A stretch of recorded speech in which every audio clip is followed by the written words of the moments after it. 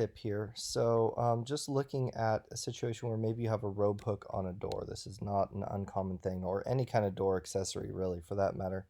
Um, and if we look at this stuff in 3D now,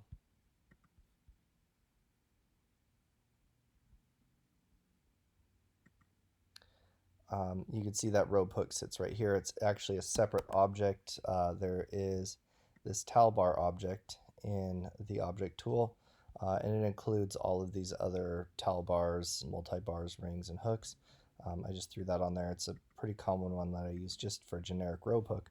The issue is that because it's separate from the door, if you want to show the door open, it doesn't move with the door. It also shows up in floor plan, which is sometimes a little bit disruptive when you're looking at it in floor plan view. So what I have here is a couple of slabs, and it's essentially, and let's go ahead and view those two as well here, 3D view, show in 3D. And you can make these as detailed or as simple as you want. For this, I'm just putting a basic hook and a slab here. They can be however you need them to be, add as much detail, model it the way you want. The important thing here is that the surfaces, the attributes, the pens, whatever attributes you want to apply to the hook, the door, leaf, etc., you want to make sure that those are all set in the element settings before you save them, because you will not be able to adjust them once they're saved as a door leaf.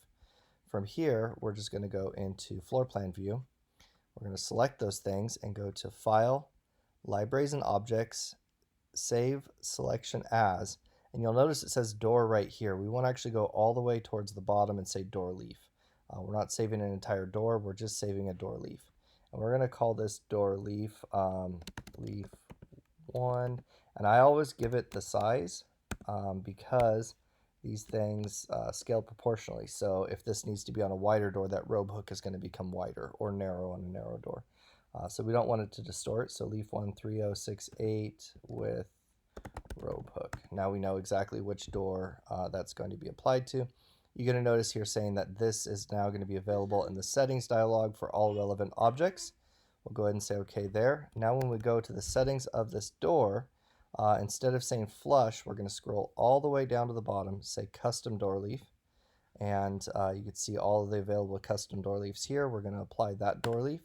And now the cool thing about this is, if we go back to show all, and let's go ahead and get this guy out of the way. Oh, I think it's on the other side. Regardless, so you just put it on the top or the bottom, depending on which side you want it to punch through on. But now if the door opens, that rope hook moves with it. So it's no longer floating in the middle of the door, it's actually attached to that door leaf, which is a pretty good way to handle that, as opposed to just having random layers and other ways to get around the floating object.